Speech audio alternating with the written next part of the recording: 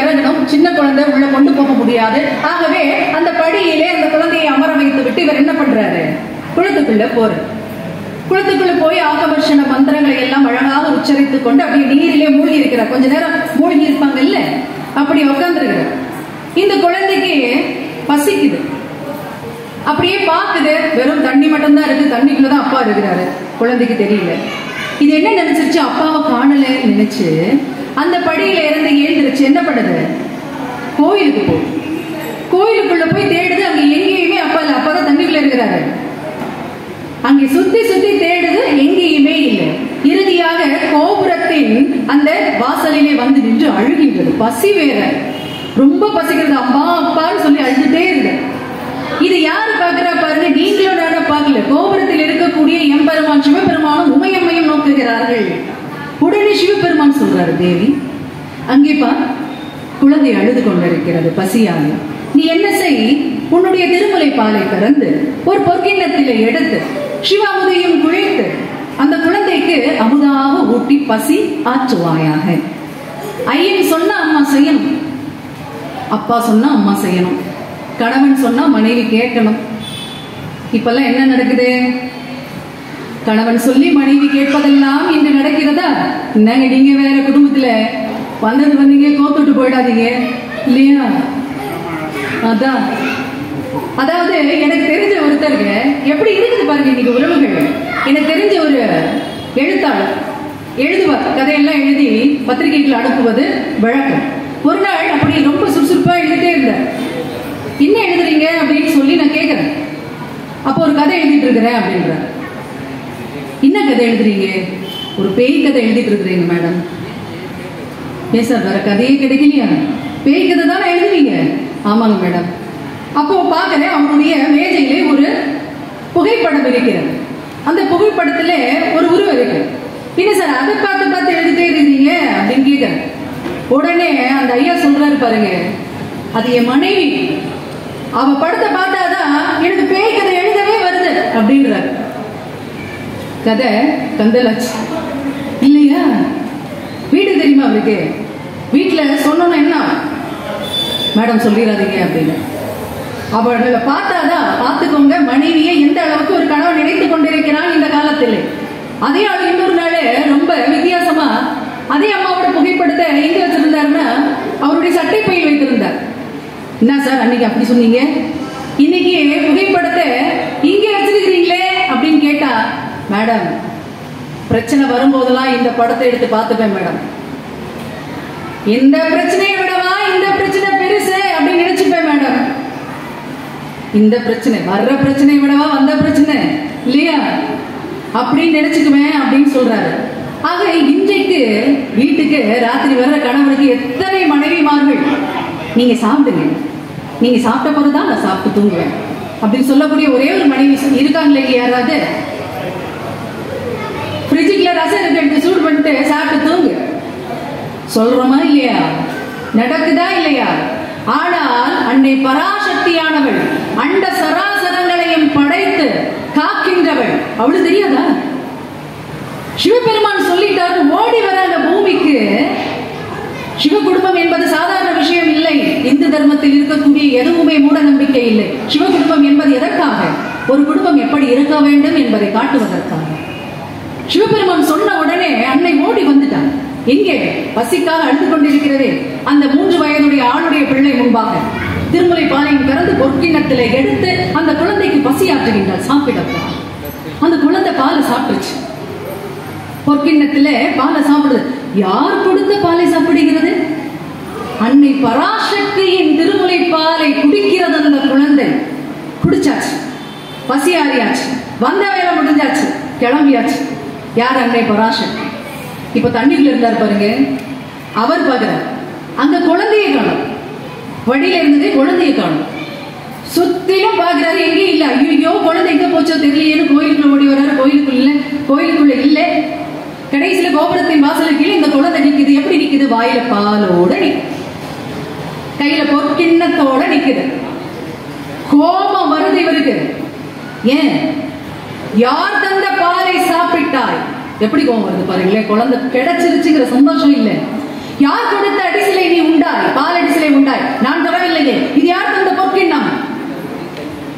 குழந்தை பாக்குது, சொல்ல மாட்டேங்குது. முதல்ல குழந்தை இல்லையா, திகச்சு போய் நிக்குது.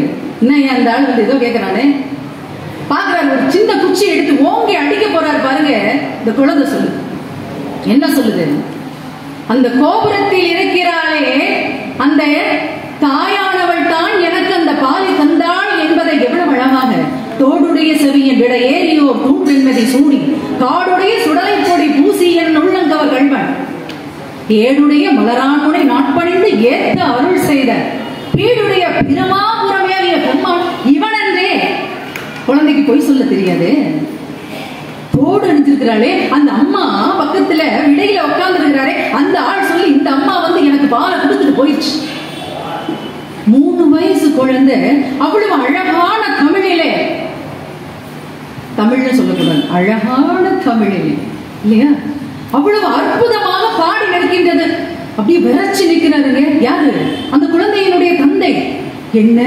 அன்னை பராசக்தி உமையவள் வந்து உனக்கு பால் கொடுத்தாளா? ஆம். கோபத்துல அவரு எரிஞ்சார் பாருங்க ஒரு பொற்கிண்ணம். அந்த சுவடு கூட இன்றும் அந்த கோயில் சுவரிலே இருக்கிறது என்று சொல்லுகின்றார்கள். பாடி முடிச்சது அப்படியே தூக்கி கொண்டாடுறாரு. அவருக்கு மனசுக்குள்ள ஒரு ஏக்கம் பாருங்களேன். எத்தனை நாள் அந்த கோயிலுக்குள்ள வந்திருப்பேன், ஒரு நாளாச்சும் இந்த அன்னை பராசக்தி எனக்கு ஏதாவது இருந்தா, நானும் தான் குளிச்சுட்டு வரேன், கும்பிடுறேன், எனக்கு முழுச ஒரு கிண்ணத்துல கொடுத்துருக்கே, ஒரு சொட்டு கொடுத்துருக்கலாமா இல்லையா? நினைச்சவர் அடுத்த கணம் நினைக்கிறார், என்னுடைய குழந்தைக்கு அந்த பாகியம் கிடைத்திருக்கிறதே என்று தோள் மேல தூக்கி சுற்றி ஆடுறார் அந்த தந்தை. இதை பார்த்து அந்த ஊர்க்காரங்க எல்லாம் அந்த குழந்தைய தூக்கி தானாட்டுறாங்க. அன்னை பராசக்தி காட்சி கொடுத்தாலாம், அந்த பாலை இந்த குழந்தை அருந்தியதாம், பாட்டு பாடியதாம். அந்த குழந்தை யாரு? அந்த திருமலை பாலை அருந்திய அந்த தெய்வ குழந்தை யார் என்று கேட்டால் முருகனின் அம்சமாக வந்து உதித்த திருஞான செம்பந்தன் என்னும் அந்த அருள் குழந்தை. 16 வயசு வரைக்கும் தான் அந்த குழந்தை இருந்தது. வெறும் 16 வயசு தான்.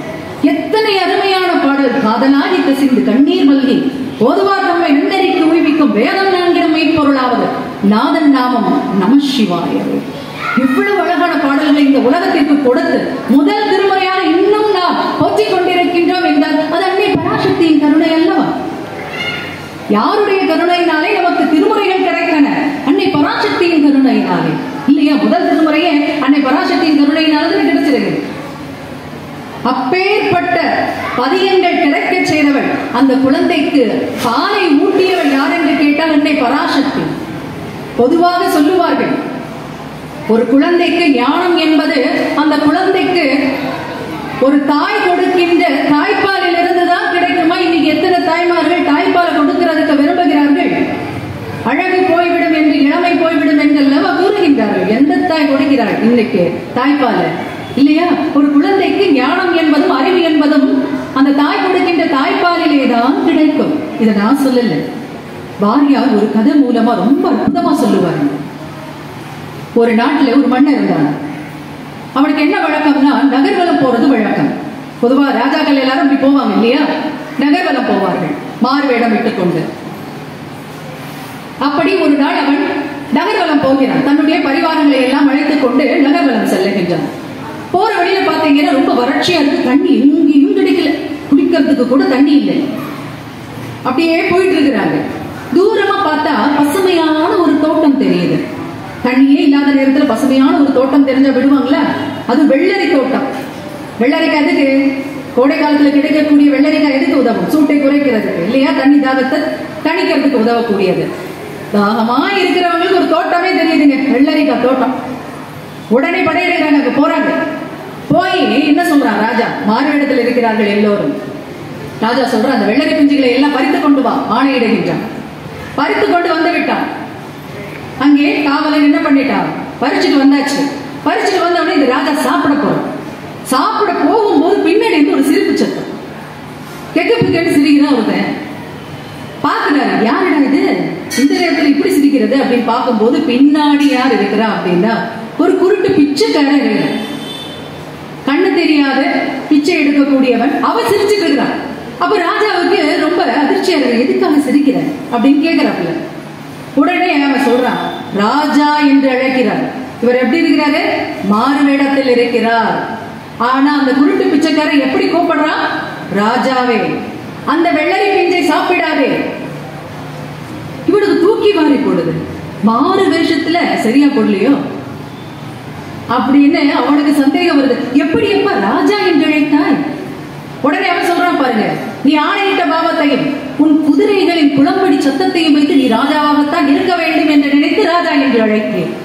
அடடாடா, என் வாழ்க்கையிலேயே பார்த்த முதல் அறிவாளி நீதாண்டா ராஜா அப்படின்னு ராஜா அவனை பார்த்து சொல்றான். அது சரி, வெள்ளரி பிஞ்சு சாப்பிடாதுன்னு சொல்லியே, அது கசக்கும், அது பேய் வெள்ளரி. சாப்பிட்டு பார்த்துருக்கிறேன்? சாப்பிட்டு எல்லாம் பார்த்தது இல்ல, பின்ன எப்படிடா ராஜா தெரியும்? ராஜா, இந்த ஊரை சுற்றிப்பார். ஆமா, காஞ்சி போய் கிடக்குது, வறட்சியா இருக்குது. இந்த வறட்சி மிகுந்த பகுதியில் இப்படி ஒரு பசுமையான வெள்ளரி தோட்டம் இருக்கின்ற பட்சத்தில் அத்துணை செடிகளிலும் அத்துணை கொடிகளிலும் வெள்ளரி பிஞ்சுகள் தொங்குகின்றன என்றால் என்ன அர்த்தம்? எங்க வறட்சியான இடத்துல இருக்கிறோம், ஒரே ஒரு குழாயில தான் தண்ணி வருது. என்ன பண்ணுவோம்? குழாயே உடைச்சிருவோம். தண்ணி அடுத்தவங்க கிடைக்கவே கூடாது. எனக்கு வேண்டாம், உனக்கு வேண்டாம், எனக்கு வேண்டாம், உனக்கு வேண்டாம், அப்படித்தானே செய்வோம். ஆனா அந்த வறட்சியான பிரதேசத்திலும் இந்த பசுமையான வெள்ளரி தோட்டம் இருக்கிறது என்றால் அது நல்ல வெள்ளரி பிஞ்சு இல்ல, கசக்கிற வெள்ளரி பிஞ்சுகள். அதனால தானே விட்டு வச்சிருக்கிறாங்க. நல்லதுன்னு விடுவோமா? தோட்டத்தை வாங்கிட மாட்டோம், அதை கூறு போட்டு வித்துற மாட்டோம் இல்லையா? ஆகவே இது நல்ல வெள்ளரி பிஞ்சு அல்ல, பேய் வெள்ளரி சாப்பிடாது. ராஜாவுக்கு ரொம்ப சந்தோஷமா இருக்கு. அவன் வாழ்க்கையிலே பார்த்த போது அறிவாளி வந்தாங்க. யாரு? குருட்டு பிச்சைக்காரங்க. பாக்குறான், டேய் எதுக்கிட்ட இங்கே உட்காந்துருக்கிற? வாட அரண்மனைக்கு, உனக்கு தயிர் சாதம் போடுறேன். தயிர் சாதம் வரே ராஜா அவன் கூட சொல்லி கிளம்பி வந்துட்டான். யார்? பிச்சைக்காரன். அரண்மனைக்கு வந்தாச்சு. அரண்மனைனா தர்மசாலையில அடைச்சு வைக்கிறாங்க இந்த பிச்சைக்காரன். ஒரு நாள் பாத்தீங்கன்னா அரசனுடைய தர்பாருக்கு ஒரு மரகத வியாபாரி வரான். 2 மரகத கல் வச்சிருக்கிறான். ராஜா சொல்றான், ராஜா என்கிட்ட 2 மரகத கல் இருக்கு. ஒரு கல் அசல் கல், இன்னொன்னு போலி. எது அசல் எது போலின்னு சொல்லிட்டீங்கன்னா அசல் கல் உங்களுக்கு பரிசு.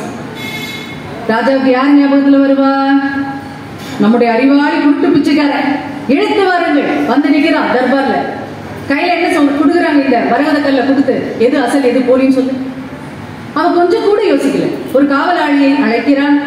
இந்த 2 மரகத கற்களையும் கொண்டு வெயிலில் வைத்து விட்டு மீண்டும் கொண்டு வந்து என்னிடம் தாருங்கள் என்று கேட்கிறான். அதன்படி அவனும் செய்கிறான். கொஞ்ச நேரம் அவன் வெயில வச்சாச்சு, கொண்டு திருப்பி கொடுத்தாச்சு. இப்போ எங்க இருக்கு? அவன் கையில இருக்கு. அப்ப சொல்றான் ராஜா, இந்த சூட்டை ஏற்காத கல் தான் அசல் கல், இந்த சுடுதே இது போலி கல். அவ்வளவுதான். வியாபாரிக்கு அதிர்ச்சி, மன்னனுக்கு மகிழ்ச்சி. முடிஞ்சு போச்சு. சொல்லிட்டாரு உண்மையே, மரகதக்கல் சூட்டை ஏற்பதில்லை இல்லையா? உத்திரகோச மங்கையில நம்முடைய சிவபெருமான் எப்படி இருக்கிறாருன்னா அப்படிதான் இருக்க. மரகத லிங்கம். மதுரை மீனாட்சி அம்மன் மரகத லிங்கம் இல்லையா? ஆகவே சொல்லிட்டா பாருங்க, குளிர்ச்சியான கல், சூட்டை ஏற்கவே செய்யாது. அவ்வளவுதான். ராஜாவுக்கு அவ்வளவு சந்தோஷம். டேய், அன்னைக்கு வெள்ளரி பிஞ்சுன்னு சொன்னேன், இன்னைக்கு மரகத கல்லே கிடைச்சிருக்கு. இன்னிலிருந்து உனக்கு தேங்காய் சாதம் வச்சுக்கப்போ. உனக்கு இல்லை எனக்கு இல்லை. அவன் சரி ராஜா, முதல்ல என்ன சாதம்? தயிர் சாதம். இப்போ என்ன சாதம்? தேங்காய் சாதம். சரி, போயாச்சு. இன்னொரு நாள் பாருங்க, அதே அரசவைக்கு இன்னொரு வியாபாரி வரா. 3 தங்க பதுமைகளை எடுத்துக்கொண்டு வருகிறான். பதுமை என்றால் பொம்மை. தங்கத்தினாலான பொம்மைகளை எடுத்துக்கொண்டு அரசன் முன்பாக வைத்துக் கொண்டு சொல்லுகிறான் பாருங்க, இந்த 3 தங்க பதுமைகளில் எது சிறந்த பதுமை என்று சொல்லிவிட்டால் 3 தங்க பதுமைகளையும் உங்களுக்கு பரிசாக கிடைக்கும் என்று மன்னனிடம் சொல்லுகின்றான் அந்த வியாபாரி. உடனே யாரை கூப்பிட்டாச்சு? மீண்டும் இந்த குருட்டு பிச்சைக்காரர் வந்து நிற்கிறான் தர்பார்ல. என்ன வேணும்? இந்த 3 தங்க பதுமையில எது சிறந்ததுன்னு சொன்னா 3 எனக்கு. சரி, ஒரு நூலை எடுத்து வாருங்கள். நூலை கொண்டு கையில கொடுக்குறாங்க. இவன் என்ன பண்றான் பாருங்க, முதல் பொம்மையோட காது வழியா விடுறான், அடுத்த காது வழியா வந்துருச்சு. 2வது பொம்மை காது வழியா விடுறான், வாய் வழியா வந்துருச்சு. 3வது நூலே பொம்மையோட காது வழியா விடும்போது அது உள்ளே தங்கிருச்சு. இப்ப சொல்றான் பாருங்க ராஜா, இந்த 3வது பொம்மை தான் சிறந்த பொம்மை. பாக்குறான் வியாபாரி, என்னடா கண்ணும் தெரியாது, எப்படி இவன் கண்டுபிடிக்கிறான்? அதெல்லாம் முடியாது, நீ காரணத்தை சொல்லணும். யாரு? வந்த வியாபாரி. நம்ம தான் உடனே கொடுக்க மாட்டோம்ல எதையும். அவன் சொல்றான் பாருங்க, முதல் பொம்மையின் காதின் வழியாக நான் நூலை விடுகின்ற பட்சத்திலே அடுத்த காது வழியாக வெளிவந்து விட்டது. இப்படியான நபர்களை நாம் நம்பவே முடியாது. இந்த காது வழியா இந்த ஒரு விஷயத்தை இவர்களிடம் சொன்னால் கேட்கவே மாட்டார்கள், பொறுப்பற்று நடப்பார்கள். இவர்களை நம்பவே முடியாது, எந்த அறிவுரைகளையும் சொல்ல முடியாது, எந்த செயலையும் சொல்ல முடியாது, செய்யவே மாட்டாங்க. ஆகவே இப்படிப்பட்டவர்கள் சிறந்தவர்கள் அல்ல. இரண்டாவது பொம்மை, இந்த நூலை விடும் பொழுது வாய் வழியாக வந்துவிட்டது. ஊருக்கு 4 பேர் இருப்பாங்க, இவங்க காதுல நம்ம சொன்னா போதுங்க 4 ஊருக்கும் சொல்லிடுவாங்க. சொல்லுவாங்க தெரியுமா, ஊர்ல 4 பேர் இருக்காங்க, 4 பேர் 4 விதமா பேசுவாங்கன்னு சொல்லுவாங்க. அந்த 4 பேர்ல ஒரு ஆள் தான் இவன். ஆகவே இப்படிப்பட்ட ஆட்களை என்ன பண்ண முடியாது, நிச்சயமா குடும்பத்துல ஒரு ஆளாவது இருக்கு இல்லையா, ரொம்ப ஜாக்கிரதையா இருக்கும். இந்த ஆள்கிட்ட மட்டும் சொல்லிடாது, ஊருக்கே சொல்லுவாங்க. நீங்க ஏதாவது பரப்பணும் நினைச்சா சொல்லிடலாங்க, நீங்க கஷ்டப்படவே வேண்டாம், உங்க வீட்டிலே இருந்துக்கலாம். இவர் மூலமா உலகம் பூரா பரவிடும். அப்படிப்பட்ட ஆட்கள் இருக்கிறாங்க. ஆகவே இப்படிப்பட்ட ஆட்களை நம்பவே முடியாது. சரி, மூன்றாவது, இப்படிப்பட்ட ஆட்களைத்தான் நாம் நம்பி செயலை ஒப்படைக்க முடியும். ஏனென்றால் என்ன சொன்னாலும் அவர்களுடைய நெஞ்சில் வைத்து அதை நிறைவேற்றுவார்கள். ஆகவே இந்த பதுமை தான் சிறந்தது. எத்தனாவது பதுமை? மூன்றாவது பதுமை தான் சிறந்தது என்று சொல்லுகின்றார். 3 தங்க பதுமைகளும் இப்போது யாருக்கு வந்து விட்டது? ராஜாவுக்கு வந்துருச்சு. ராஜா ரொம்ப சந்தோஷம். மரகத கல்லாச்சு, 3 தங்க பதுமைகள் ஆச்சு, தங்க வைக்கிற விலையில இல்லையா. பாக்குறான், அடே உனக்கு இடி சாம்பார் சாதம். முதல்ல என்ன சாதம்? தயிர் சாதம், அடுத்து தேங்காய் சாதம், இப்ப சாம்பார் சாதம். அதோட விடல, என்ன செய்யறான் பாருங்க, இந்த குருட்டு பிச்சைக்காரன் கையை பிடித்து எடுத்துக்கொண்டு வேகமாக ஒரு தனி அறைக்குள்ள போறான். கூட்டுறான் கதவை, கூட்டிட்டு, இங்க இருந்துதான் வந்த ராஜா, டேய் உனக்கு எப்படி இவ்வளவு வரேன், என் வாழ்க்கையில இப்படி ஒருத்தனை நான் பார்த்ததே இல்லடா. அப்படி பேசிட்டு ரொம்ப நாள் என் மனசுக்குள்ள உருத்தர கேள்வி ஒண்ணு இருக்கு, அதுக்கு உன்கிட்டதான் பதில் இருக்கு, யார்கிட்டயுமே நான் கேட்டதில்ல, சொல்லு அப்படின்னு சொன்னவன், எந்த கேள்வி கேளு உடனே சொல்லுவேன் பாரு அப்படின்றான். கேட்கிறாரு. இந்த அரண்மனையில ரொம்ப மெதுவா, இந்த அரண்மனையில எல்லாரும் சொல்றாங்க, நான் ராணியோட பிள்ளை இல்லையா, வேலைக்காரியோட பிள்ளையாமே. கணக்கு கூட யோசிக்காம பிச்சைக்கார சொல்றான், நீ வேலைக்காரியின் பையன்தான். என்னடா இப்படி சொல்லிட்டேன்? உடனே அவன் சொல்றான் பாருங்க, ராஜா நான் முதல் தடவை வெள்ளரி பிஞ்சு நல்ல பிஞ்சு இல்லைன்னு சொல்லும் போது நீ என்ன சொன்ன? தயிர் சாதம். சரி, அதை விடு, வெள்ளரி பிஞ்சுக்கு ஒரு தயிர் சாதம். அடுத்ததா ஒரு மரகத கல்லு 2 கிடைச்சதே, ஒரு கல்லு கிடைச்சதே உனக்கு. அந்த நேரத்துல ஒரு பவுனுக்கு ஒரு நாணயமோ, ஒரு தங்க நாணயமோ, ஒரு பொற்கிழியோ, இதையா தந்தியா? தயிர் சாதத்துல இருந்து ப்ரொமோஷன் கிடைக்குது எங்க? தேங்காய் சாதம். யாரு வேணும்? நீ தயிர் சாதம் தேங்காய் சாதம் தான் போடுற, அத்தனை சாதத்தையும் ஒரே நேரத்தை சாப்பிட வேணாம். ஊருப்பட்ட சாப்பாடெல்லாம் சாப்பிட்டவன் இவன் தனித்தனியா போட்டுட்டு இருக்கிறான் இல்லையா. அடுத்தது சொல்றான் பாருங்க, அடுத்தது உனக்கு 3 தங்க பதுமை கிடைச்சது, ஒரே ஒரு தங்க சங்கிலி தந்திருக்க கூடாதோ? ஒரு பவுனுக்கு 45,000 ரூபாய் கொடுத்துருக்கலாமா? என்னது? அடுத்தது சாம்பார் சாதம். ஏன் இதுல இருந்தே தெரியலையே நீ வேலைக்காரி பெற்ற பையன் தான் அப்படின்னு? ராணியோட பையனா இருந்தா நீ கழுத்துல கிடக்கிற முத்துமாலை தந்திருப்ப, நவரத்தின மாலையை கொடுத்து கிரீடத்தை கலத்தி எனக்கு தந்திருப்பியா? நீ என்ன தந்த? தயிர் சாதம் தேங்காய் சாதம் சாம்பார் சாதம் வச்சுக்க போ. மயங்கி விழுந்துட்டான் நம்ம மன்னன், எந்திரிக்கவே இல்லை பாருங்க. அதுக்கு யார் தூக்கி விட்டாங்களோ எனக்கும் தெரியாது. இந்த கதை நாம் சொல்லும் கதை அல்ல, வாரியார் சுவாமிகள் சொல்லுவார். வேற எந்த கருத்தையும் நம்ம இந்த கதையிலிருந்து எடுக்க வேண்டாம். ஒரே ஒரு கருத்து தான் அவர் சொல்ல விரும்புகிறார். ஒரு தாயிடம் இருந்துதான், ஒரு தாயின் தாய்ப்பாலில் இருந்துதான் குழந்தைக்கு ஞானம் கிடைக்கும் என்பதைத்தான் இந்த கதையின் மூலமாக அவர் சொல்ல விரும்புகிறார். இன்னும் கூடுதல் அவனு சொல்லுவார் பாருங்க, இந்த காலத்துல குழந்தைகளுக்கு தாய்ப்பால் கொடுக்கறதே இல்லை, புட்டியில அடிச்சு கொடுக்குறீங்க. வாலிப வயசுல புட்டியை தேடி போத்தான் செய்வான். தாய்ப்பால் கொடுத்தா தாயின் பாசம் கிடைக்கும், புட்டியின் பாசம் தானே கிடைக்கும். வாலிப வயசுல யாரோட பாசம் கிடைக்கும்? புட்டியின் பாசம் கிடைக்கும். புட்டிப்பால் கொடுக்காதீர்கள் அப்படின்னு சொல்றாரு. ஆகவே நூலை போல சேலை, தாயை போல பிள்ளை. சும்மா ஒண்ணு எழுதி வைக்கல, எல்லாம் மூட நம்பிக்கைன்னு ஓடிட்டே இருந்த, எதை எடுத்தாலும் மூட நம்பிக்கை. இங்கே நம்முடைய முன்னோர்கள் எழுதி வைத்த எதுவுமே மூட நம்பிக்கை கிடையாதுங்க. குங்குமம் தொட்டு வெட்டி வரைக்கும் எல்லாத்துக்கும் அர்த்தம் உண்டு. ஆனா யாரு புரிஞ்சுக்கிற? பொட்டு வைக்கிறதுக்கே பிள்ளைகளுக்கு பிடிக்க மாட்டேங்குது. எத்தனை பேர் தான் திருநீர் இட்டுக்கிறோம் நெத்தியில இல்லையா? திருநீர், அதுவுமே வாரியார் ரொம்ப திருநீர் என்றவுடன் எனக்கு அந்த சம்பவம் ஞாபகத்துக்கு வருகிறது.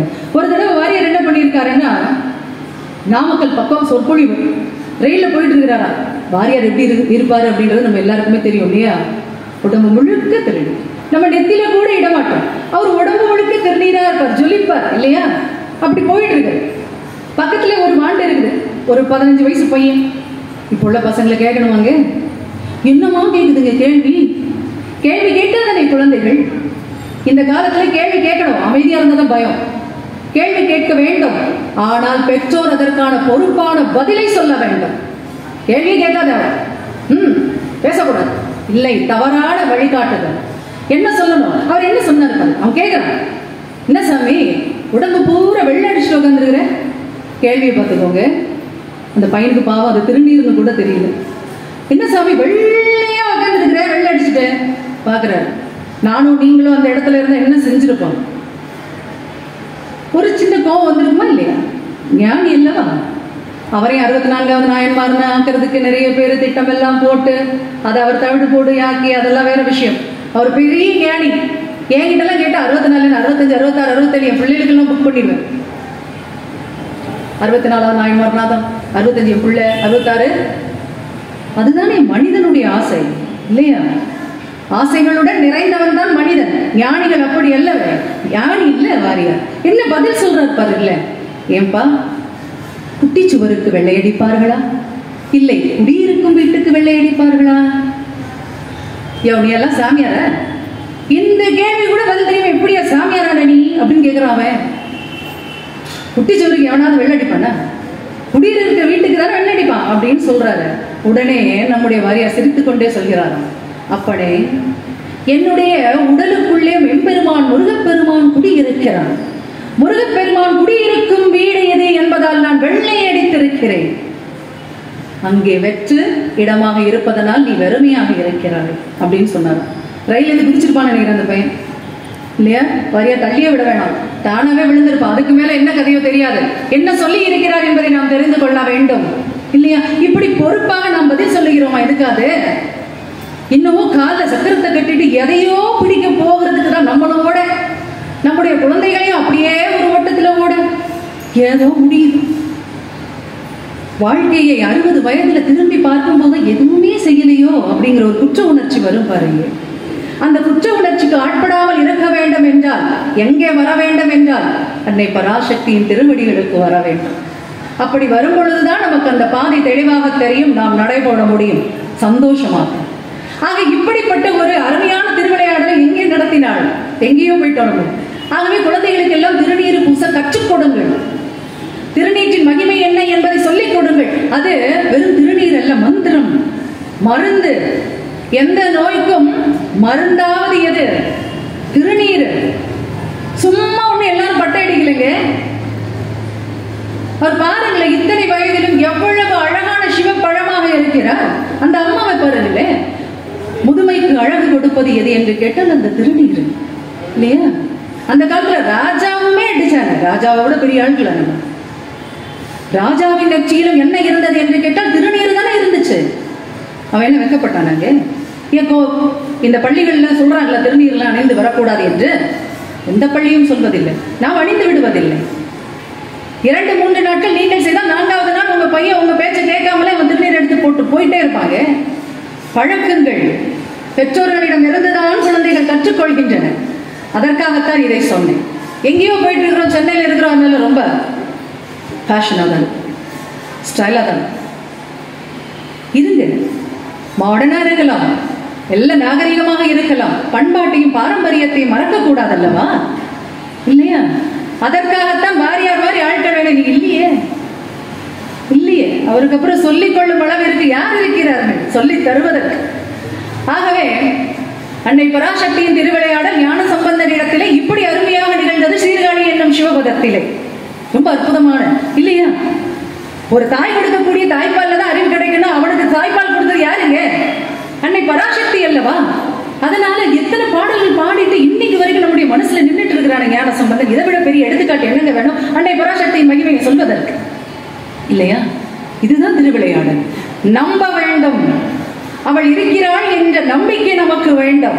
நம்பிக்கை இருக்கின்ற இடத்துலதான் என்ன வரும்? அவளுடைய கருணை மழை பொழியும் இல்லையா? ரொம்ப அற்புதமான ஒரு திருவிளையாடலை சொல்லி இருப்பாளே. இன்னும் ஒரு திருவிளையாடலோடு நான் நிறைவு செய்கின்றேன். அன்னை பராசக்தியின் மகிமையை சொல்லுவதென்றால் ஆயுள் முழுக்க சொல்லிக்கொண்டே இருக்கலாம், ஆயுள் பத்தாது. 1 மணி நேரத்தில் என்பதை எல்லாம் சுருக்குவது என்பது இந்த கடுகுக்குள் கடலை புகுத்துவது போலத்தான். இருந்தாலும் அடியேனுக்கு இப்பொழுது இந்த குறிப்பிட்ட நேரத்தில் எதை பகிர்ந்து கொள்ள முடியுமோ அதை பகிர்ந்து கொள்ளுகின்றேன். இன்னும் ஒரு அழகான திருவிளையாடல் திருவானைக்காவல் என்னும் அற்புதமான திருத்தலத்திலே நிகழ்ந்தது. ஜம்புகேஸ்வரர் ஆலயம் ரொம்ப அற்புதமான ஒரு ஆலயம் இல்லையா? 18 ஏக்கர் பரப்பளவில் எப்படி பறந்து விரிந்து கிடக்கிறது அந்த ஆலயம். அங்கே அகிலாண்டேஸ்வரியாக அம்மா காட்சியளிப்பது எல்லாம் சொல்லுவதற்கு வார்த்தைகளே இல்லை. தமிழ் எத்தனையோ வார்த்தைகள் இருக்கு, ஆனா அம்மையை வர்ணிப்பதற்கு வார்த்தைகளை தேடிக்கொண்டேதான் இருக்கின்ற ஒவ்வொரு நிமிடத்திலும். அங்கே ஒரு காலத்திலே வரதன் என்று ஒரு இளைஞர் இருந்தான். பேர் என்ன? வரதன். இந்த வரதனுக்கு அந்த திருக்கோயிலே என்ன வேலை அப்படின்னா மடைப்பள்ளி என்று சொல்லுவார்கள் பாருங்கள். நம்முடைய வீட்டுல எல்லாம் சமையல் அறையை சொல்றோமா, அதே போல பிரசாதம் செய்யக்கூடிய கோயிலிலே பிரசாதம் செய்யக்கூடிய இடத்தை தான் நாம் என்னவென்று சொல்லுவோம் என்றால் மடைப்பள்ளி என்று சொல்லுவோம். இந்த பள்ளியிலே தான் பிரசாதம் செய்யக்கூடிய இளைஞனாக இருந்தான் வரதன். தினமும் பிரசாதம் செஞ்சு கொடுப்பான். அன்னையின் மீது அப்படி ஒரு பக்தி. நம்ம செய்யறதெல்லாம் ஒரு பக்தி கிடையாது. பக்தி என்றால் என்ன, ஆன்மீகம் என்றால் என்ன என்று சொல்லுங்கள் பார்ப்போம். தினமும் தியானம் இருப்பதா, தவம் இருப்பதா, வேள்விகள் செய்வதா, கோயிலை சுற்றி சுற்றி வருவதா, ஞானிகளிடம் தீட்சை பெறுவதா? இல்லை, கடவுளிடம் பேசுவது. கடவுளிடம் பேசுவதுதான் ஆன்மீகம். கடவுள் பேசுவாரா? பேசுவாருங்க. இன்னைக்கு பேசி பார்த்துருக்கிறீங்களா? அந்த சன்னதி முன்பாக நின்று நீங்கள் பேசுங்கள் பார்ப்போம். பதில் சொல்லலன்னா எனக்கு போன் பண்ணி கேளுங்க, பேசும். நம்பிக்கையோடு பேச வேண்டும், அதுல அடிக்கோடு இட வேண்டும். நீங்க எல்லாம் சோதனை செய்யறதுக்கு நம்ம வீட்டு ஆள் இல்லை, சரிங்களா? சோதனைகளை எல்லாம் தாண்டி நிற்பவள் பராசக்தி. அவளுடைய அருட்கடலில் நாம் மூழ்க வேண்டும் என்றால் நம்பிக்கை என்னும் படகு வேண்டும். ஆகவே நம்பிக்கை இருந்தால்தான் அவளை அடைய முடியும். பேசிட்டே இருப்பாங்க. ஒரு நாள் பாருங்க, இந்த வரதன் எல்லா வேலையும் முடிக்கிறான். ரொம்ப சோர்வா இருக்கு. வேலை செஞ்சா என்ன ஆகும்? வேலை செஞ்சா தானே தெரியும். கணவன்மார்கள்ட்ட கேட்கலாம், வேலை செஞ்சா என்ன ஆகும்? இப்பெல்லாம் கணவன்மார்கள் தான் வீட்டுல வேலை செய்யறாங்க.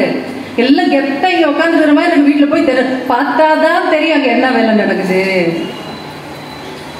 டயர்டா இருக்குமா இல்லையா? ரொம்ப சோர்வா இருக்கு அவனுக்கு. படுத்துட்டான். படுத்தா வசதியா இருக்கும்போது வசதியா ஒரு இடம் கிடைக்குதுன்னு அப்படி அம்பாள் சன்னதியில இப்படி சுகபோகமா ஒரு இடம் கிடைச்சா நாள தூங்கிட்டான். அந்த கோயில் சின்ன கோயில் கிடையாதுங்க, 18 ஏக்கர் பரப்பளவில் அமைந்திருக்கக்கூடிய மிகப்பெரிய கோயில். அதனால அர்ச்சகர்கள் பூஜை எல்லாம் பண்ணிட்டு என்ன பண்ணிட்டாங்க, நடசாத்திட்டு போயிட்டாங்க. பையன் உள்ள இருக்கிறான். வடப்பள்ளிக்கு பக்கத்துல இருக்கிறான் யாரு? வரதன். பார்க்காம என்ன பண்ணிட்டாங்க, நடை சாத்திட்டு போயாச்சு. பொதுவா ஒரு கோயிலை நடை சாத்திய பின்பு தேவர்கள் எல்லாம் அந்த கோயிலிலே பூஜை பண்ணுவார்களாம். இது ஐதீகம். அதன் பின்பு அர்த்த ஜாமத்திலே அந்த கோயிலிலே குடியிருக்கக்கூடிய இறைவனோ இறைவியோ பூஜை செய்வார்களாம். எல்லா கோயிலையுமே தினமும் யார் வரா? போயிலே தினமும் யார் வரா? வேம்புலி அம்மன் வரா. பராசக்தி வேம்புலி அம்மன் ரூபத்திலே தினமும் இந்த திருத்தலத்திற்கு வந்து செல்லுகின்றாள் என்றால் அவளுடைய பாதங்கள் பட்ட பூமியாகும். நினைக்க வேண்டும், கோயில் என்பது சாதாரண விஷயம் கிடையாது. ஆகவே என்ன பண்றா, நல்லா தூங்கியாச்சு, எல்லாரும் கூட்டிட்டு போயாச்சு. இப்போ தேவர்கள் எல்லாம் பூஜை பண்றாங்க. தேவர்கள் கண்ணுக்கும் தெரியல பாருங்களேன், எந்த லட்சணத்துல பூஜை பண்றாங்க பாருங்க. தேவர்கள் அவங்க கண்ணுக்கு யாரு தெரியல, வரதன் தூங்கிட்டு இருக்கிறது தெரியல.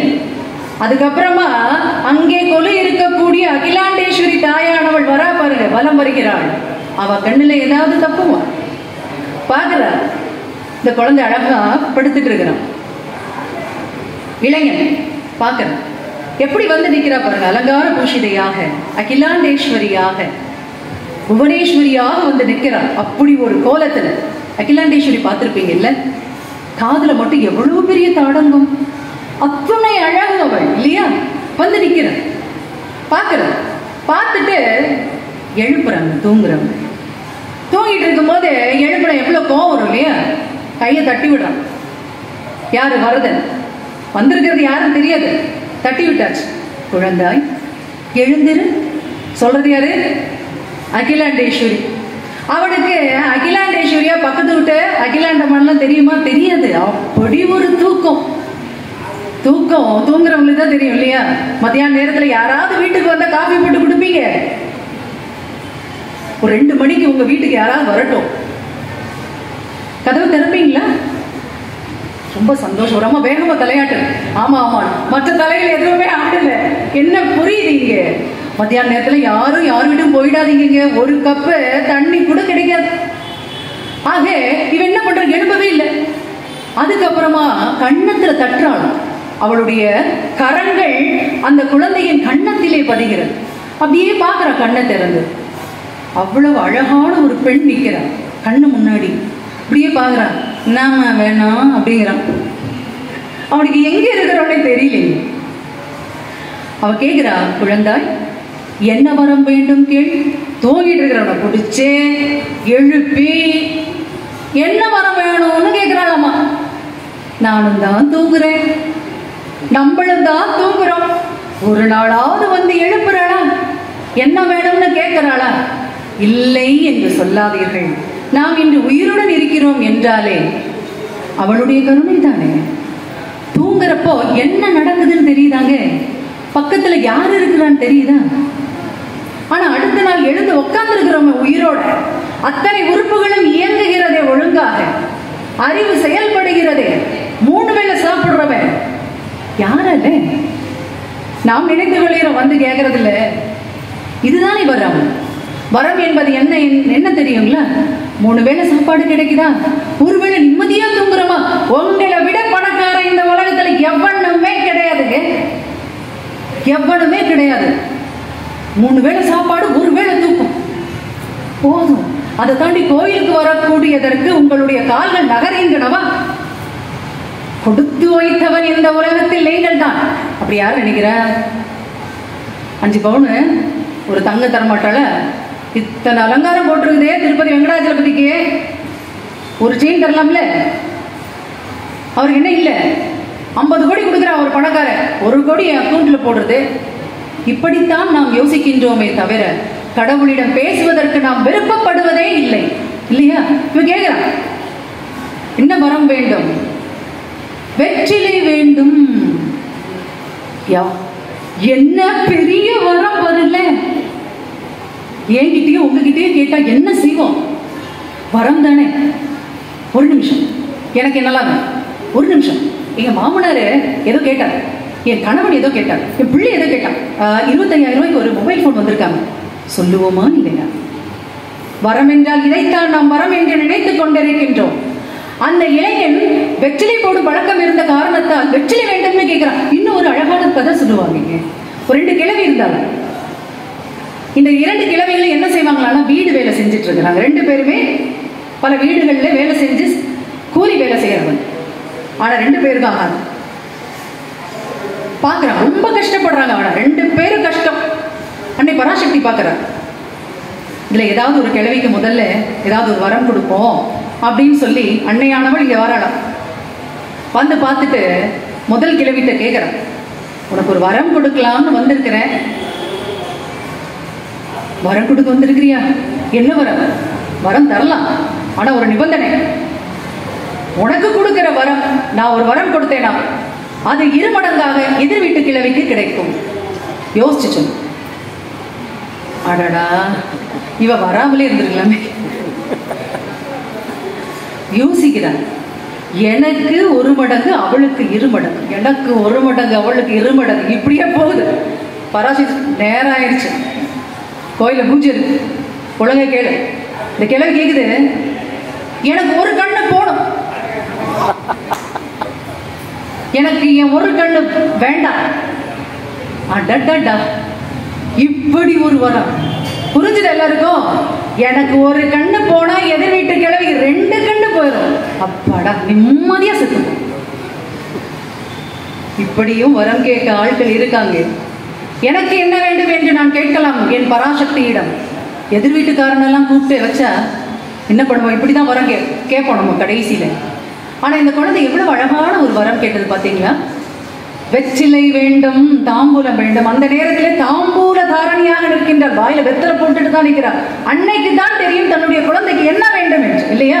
ஒரு தாய்க்கு தானே தெரியும். எனக்கு தான் தெரியும் என்னுடைய குழந்தைக்கு எத்தனை மணிக்கு பசிக்கும், எத்தனை மணிக்கு நான் சோறு கொடுக்க வேண்டும் இல்லையா? அவ உடனே சொல்றா பாருங்க. அவ என்ன செய்யறா பாருங்க. தன்னுடைய வாயிலே இருந்த அந்த எச்சிலை எடுத்து அந்த வரதன் என்னும் அந்த இளைஞரின் வாயில அப்படி வைக்கிறான். அவ்வளவுதான். பாடுறான் பாருங்க பாட்டு. வேற யாரும் கிடையாதுங்க இந்த வரதன். நொடி பொழுதில் அந்த வரதன் என்னும் மூட இளைஞன், படிச்சவன் கிடையாது, கவி காளமேகமாக மாறி போகிறார். தமிழ் கூறும் நல்லுலகத்திலே இன்று வரைக்கும் ஸ்லேடை புலவர்களிலே சிறந்த புலவராக இருப்பவன் எவன் என்று கேட்டால் கவி காளமேகம் தான். ஸ்லேடை கவிஞன். அவனை போல ஒரு ஸ்லேடை கவிஞன் இன்னும் பிறக்கல தமிழ்நாட்டில். அப்படி பாடுறான். பள்ளிக்கூடத்துக்கு போனதில்லை, மழைக்கும் கூட பள்ளிக்கு ஒதுங்காத வரதன் என்னும் அந்த இளைஞனின் வாயிலை வாய் தன்னுடைய எச்சிலை வைத்த அடுத்த கணம் அவனை கவிஞனாக்கி விட்டாள். ஒரு சின்ன எடுத்துக்காட்டு சொல்றேன் பாருங்க. காக்கைக்காக கூகை, கூகைக்காக காக்கை, கோக்குக்கு காக்கக்க, கொக்குக்கு கைக்கு காக்காக்கா கை. ஏதாவது உங்களுக்கு புரியுது? காக்கைக்காக கூகை, கூகைக்காக காக்கை, காக்கைக்கு கோக்குக்கு கொக்குக்கு கைக்கு காக்கைக்கு கைக்கா கான்னு பாடிட்டாங்க. எங்க நீங்க பாடுறது பாட்ட எங்களெல்லாம் ஒன்றும் தெரியலன்னா நீங்க பாட்டு பாடுவீங்களா? கா என்னும் அந்த எழுத்தை வைத்து பாடுனா பாருங்க. காக்கைக்கு ஆகா கூகை, காக்கைக்கு கூகை ஆகாது. எப்போ? பகல்ல. கூகைனா என்ன? கோட்டான். காக்கைக்கு கூகை ஆகாது. இரவிலே கூகைக்கு காக்கை ஆகாது. கோட்டானுக்கு காக்கா பிடிக்காது. வரட்டும். பார்த்துருக்கீங்களா? அந்த என்று சொல்லுவோமா? மாறி மாறி வரட்டிப்பாங்க. கொக்கு என்ன செய்யும்? கொக்கு என்ன செய்யும்? ஒற்றை காலில் நின்று தன்னுடைய இரையாகி மீன் வரும்போது சிறிய கொத்திட்டு இருப்பா இல்லையா? இதை போலதான் ஒரு நாட்டின் அரசன் இருக்க வேண்டும் என்று அந்த பாடலிலே சொல்லிவிட்டான். காலையில் நீ காக்கையாக இரு, மாலையிலே கூகையாக இரு, எப்பொழுதுமே கொக்காக இரு, ராஜாவே உனக்கு அதுதான் வேண்டும் என்று பாடினானாம் காளமேகம். எத்தனை பாடல் பாடியிருக்கிறான். இப்படி அவனை கவி பாடும் கவிஞனாக மாற்றியது யார் என்று கேட்டால் அன்னை பராசக்தி. அறிவு வேணுமா? அவளுடைய அருள் வேண்டும். யாரையும் அறிவாளியாக்குவார், அதே நேரத்தில் எந்த அறிவாளியையும் ஒரு கணத்திலே முட்டாளாக்குவாள். எப்பொழுது? ஆணவம் தலைக்கு ஏறும் பொழுது. அவள் போட்ட பிச்சை என்று நினைத்து நாம் நம் அறிவை பயன்படுத்தினோம் என்றால் என்றைக்கும் நம்முடைய அறிவை நாம் பயன்படுத்திக் கொள்ளலாம். என்னால் தான், என் படிப்பு தான், நான் தான் என்ற அந்த நான் என்ன மாணவம் வருகின்ற பொழுது உடனடியாக முட்டாளாக்கி காட்டுவாள் அன்னை பராசக்தி. ஆகவே நாம் புரிந்து கொள்ள வேண்டும், இந்த திருவிளையாடலில் இருந்து நமக்கு அறிவும் ஆற்றலும் பெருக வேண்டும் என்றால் அன்னையின் கடாட்சம் வேண்டும். இந்த நவராத்திரி பெருவிழாவிலே அன்னையை 9 வடிவங்களிலே நாம் கொண்டாடுகிறோம் இல்லையா? எதற்காக கொண்டாடுகிறோம்? அறிவு வேண்டும், ஆற்றல் வேண்டும், பொருள் வேண்டும் என்று வேண்டித்தான் இந்த 9 நாட்களும் அன்னை பராசக்தியை பலவித வடிவங்களிலே நாம் வணங்கி கொண்டிருக்கிறோம். இந்த நன்னாளிலே இந்த திருவிளையாடல்களை எல்லாம் நாம் சிந்திக்கின்ற பொழுது அவளுடைய அருட்கடாட்சம் நிச்சயமாக நமக்கு கிடைக்கும். இறுதியாக ஒரே ஒரு சின்ன சம்பவத்தை சொல்லிவிட்டு இந்த உரையை நிறைவு செய்கின்றேன். கிட்டத்தட்ட ஒரு 19ஆம் நூற்றாண்டு 1812 1828 மதுரை மாவட்டம். அப்போ இந்தியா, நம்முடைய பாரத தேசமானது அடிமைப்பட்டு கிடக்கிறது ஆங்கிலேயர்களிடத்திலே. ஆகையினாலே மதுரை மாவட்ட கலெக்டராக இருப்பவன் ஒருவன் ஆங்கிலேயன். ரவுஸ் பீட்டர் என்பது பெயர். ஆங்கிலேயனுடைய பெயர் என்ன? Rouse Peter. மக்களுக்கு அவ்வளவு நல்லது செஞ்சான். எப்போ? அந்த நேரத்தில் அவ்வளவு பாசம் மதுரை மக்கள் மேல. அதனால மதுரை மக்கள் அவனை எப்படி அழைத்தார்கள் என்றால் பீட்டர் பாண்டியன் என்று அழைத்தார்கள். நம்முடைய மக்கள் தான் அன்பை பொழிவார்கள் இல்லையா? பாண்டியன் என்றே பெயர் வைத்து விட்டார்கள், பீட்டர் பாண்டியன். இந்த கலெக்டருக்கு என்ன வேலை தெரியுங்களா? தினமோ மதுரை என்றாலே நமக்கு கண்முன் வருபவழியா அன்னை மீனாட்சி. மதுரை மீனாட்சி அம்மன்னா அவனுக்கு அவ்வளவு பிடிக்கும். பேரண்ட ரவுஸ் பீட்டர், எங்கே உள்ளவன் ஆங்கிலேயன். ஆனா யாரை பிடிக்கும்? மீனாட்சி அம்மையை பிடிக்கும். ஆகையினாலே தினமும் தன்னுடைய குதிரையில் ஏறி 3 முறை வலம் வந்த பின்புதான் தன்னுடைய அன்றாட காரியங்களை தொடங்குவான். நம்மளும் தான் இருக்கும், ஒரு தடவை சுத்துவோமா இங்கே? அவன் பாருங்க 3 தடவை குதிரையில் ஏறி சுத்திட்டு தான் அடுத்த வேலையை செய்வானாம். உள்ள போகக்கூடாது, ஏனென்றால் மாற்று மதத்துக்காரன். சரி, ஒரு நாள் பார்த்தீங்கன்னா அப்படி ஒரு இடி மின்னல் மழை பொழியுது, அப்படியே பிரளய காலத்துல போயிற மாதிரி. இவன் என்ன பண்றான்? அவனுடைய மாளிகையிலே படுத்திருக்கிறான். மெத்தையில புரண்டு கொண்டிருக்கிற, தூக்கம் வரல. நள்ளிரவு, இடியோ இடி, மழையோ மழை, மின்னலோ மின்னல், சென்னை பார்த்திராத வெள்ளம். அப்படி மதுரையில தூக்கமே வரல, புரண்டுட்டு இருக்கிறான். அந்த நேரத்துல பாருங்களேன், ஒரு அழகான குழந்தை, இப்படி அற்புதமான குழந்தை, மீனாட்சி அம்மா மாதிரியே இருக்கு. அப்படி ஒரு அற்புதமான குழந்தை காதலை ஜிமிக்கி எல்லாம் போட்டு பொட்டெல்லாம் வைத்து நள்ளிரவு அந்த மாளிகைக்குள்ள வருது. பட்டு பாவாடையும் பட்டு சட்டையும் தரித்து கொண்டு வருது. வந்த குழந்தை நேரே அவனுடைய கையை பிடித்து இழுத்துக் கொண்டு வேகமாக மாளிகையை விட்டு வெளியே வருகிறது. வெளியே வந்ததும் தான் தாமதம், அந்த மாளிகை இடிந்து விழுகிறது. எப்படி இருக்கு இந்த ரோஸ் பீட்டருக்கு? வெளியே வந்ததும் மாளிகை இடிந்து விழுந்தது. பார்க்கிறான், உடம்பெல்லாம் தொட்டு பார்க்கிறான், உயிரோடு தான் இருக்கிறோம். என்னை காப்பாற்றிய அந்த குழந்தை என்று திரும்புகின்ற பொழுது இந்த குழந்தை கையை விட்டு விட்டு ஓடி செல்கின்றது. வேகமாக காலில் அப்படியே ஓடுது, சல்லங்கை தெரிக்க. இவன் பின்னாடியே ஓடுறான், பூட்ஸ் கால்ல. யாரு யாரு யாரு யாரு? மதுரை மீனாட்சி அம்மன் திருக்கோயிலின் அந்த கதவு திறக்கிறது. இந்த குழந்தை உள்ள போயிடுச்சு. நின்றுட்டாங்க. அப்படி வந்து காப்பாற்றியது மதுரை மீனாட்சியா? அம்மா அம்மா அம்மா என்று அங்கேயே புரண்டுட்டு இருக்கிறான். அங்கேயே மண்ணில் புரள்றான். அவனுக்கு என்ன செய்யறதுன்னே தெரியல. யாருமே கிடையாது. நள்ளிரவுல யாரும் இருப்பாங்க? படுத்து மீண்டும் மாளிகைக்கு வருகிறான். யோசிச்சுட்டே இருக்கிறான். மறுநாள் காலையில எழுந்த உடனே ஓடுறான் பாருங்க கோயிலுக்கு. அங்கே அர்ச்சகர்கள் எல்லாம் பாக்குறாங்க, என்னையா காலையிலே வந்து நிக்கிறீங்க? இப்படி நேற்று ராத்திரி பட்டுப்பாவாடை இந்த ஜிம்கி எல்லாம் போட்டு ஒரு குழந்தை இங்கே இந்த கோயிலுக்குள்ள ஓடி வந்தது என்று சொல்லுகின்ற பொழுது அவனுக்கு நடுங்குது. எல்லாருக்குமே புரிஞ்சு போச்சு, வந்தது யார்? அன்னை மீனாட்சி அம்மன். அவன் சொல்றான், அம்மாவுக்கு நான் ஏதாவது செய்யணும், அம்மாவுக்கு நான் ஏதாவது செய்யணும், அம்மாவுக்கு நான் ஏதாவது செய்யுங்களேன், தாராளம். செஞ்சு கொடுக்குறான் பாருங்க. அம்மனுக்கு என்ன தெரியுங்களா? தங்க ரத்தினங்களால் இழைக்கப்பட்ட 2 பாதணிகளை சமர்ப்பணம் செய்தான். நவரத்தினங்களால் இழைக்கப்பட்ட தங்க பாதணிகளை அன்னை மீனாட்சிக்கு சமர்ப்பணம் பண்ணினானா. இதுல நம்ம ஒண்ணு யோசிக்கணும். ஏங்க இந்த பாதணிகள் அவன் கொடுத்திருக்கணும்? எத்தனையோ காணிக்கை பொருள்கள் இருக்குதே. கிரீடம் கொடுத்திருக்கலாம், நகைகள் கொடுத்திருக்கலாம். ஏன் அவன் பாதணிகளை கொடுக்கணும்? முந்தின நாள் அந்த பிஞ்சு கால்கள் எந்த செருப்பு இல்லாம ஓடி வந்து என்னை காப்பாற்றியதை அடுத்த முறை என்னை காப்பாற்ற வரும் பொழுது இந்த பாதணிகளை அணிந்து கொண்டு ஓடி வரட்டும். அடடா, இப்படி கூட பக்தி பண்ண முடியுமா? எங்க மீனாட்சிக்கு கால் வலிக்கும், அவ காலில் முழுதைக்கும். ரோஸ் பீட்டர் என்னும் அந்த ஆங்கிலேயனுக்கு உதித்த பக்தியை பாருங்களேன். நம்ம வந்தா ஒரு பெரிய பட்டியல் இடுகிறோமா இல்லையா? அம்மா உனக்கு கால் வலிக்குமா? அம்மா கை எப்படியே வச்சிருக்கிறேன், உனக்கு கை வலிக்காதா? யாராவது கேட்கிறோமா? நின்றுட்டே இருக்கேன், உனக்கு கால் வலிக்காதா? இப்படி பண்ணுவதுதான் பக்தி. பக்தி பண்ணி பிழை சொன்னவன் பாரதி. பக்தி பண்ணினால் பிழைத்துக் கொள்ளலாம். பாருங்களேன், ரோஸ் பீட்டர் அணிவித்த அந்த தங்க பாதணிகள் இன்றும் மீனாட்சிக்கு அணிவிக்கப்படுகிறது என்பது உண்மை. மாற்று மதம் என்று பார்த்தாளா? தன்னை தாய் என்று எவன் ஒருவன் நினைக்கின்றானோ அவளுக்கு அவள் தாய். அதற்கு மேலே எதுவுமே கிடையாது. பராசக்தியை என்னங்க பெருசா விளக்குறது? தாய் என்று நினைக்கிறீர்களா? தாயாக வருவாள். மகள் என்று நினைக்கிறீர்களா? மகளாக வருவாள். சகோதரியாக நினைக்கிறீர்களா? சகோதரியாக வருவாள். நட்பாக நினைக்கிறீர்களா? நட்பாக வருவாள். வா என்று சொன்னால் போதும். அன்னை பராசக்தியை காப்பாற்ற என்றால் சொல்ல பெரிய பெரிய மந்திரங்கள்லாம் நம்ம படிச்சு மனசுல ஏற்ற வேண்டிய அவசியம் கிடையாது. அந்த காலத்துல எல்லாரும் படிச்சிருந்தாங்க இல்லையே? ஆகவே என்ன சொல்ல வேண்டும்? ஓம் சக்தி என்ற ஒரு மந்திரம் போதுமே நம்முடைய பாவங்களை எல்லாம் தொலைப்பதற்கு. அதைத்தான் இந்த ரோஸ் பீட். அவனுக்கு என்னங்க தெரியும்? அவனுக்கு மந்திரம் தெரியுமா? மந்திரம் தெரியுமா? திருவாசகம் படிப்பானா? அபிராமி எந்தாதி தான் படிப்பானா?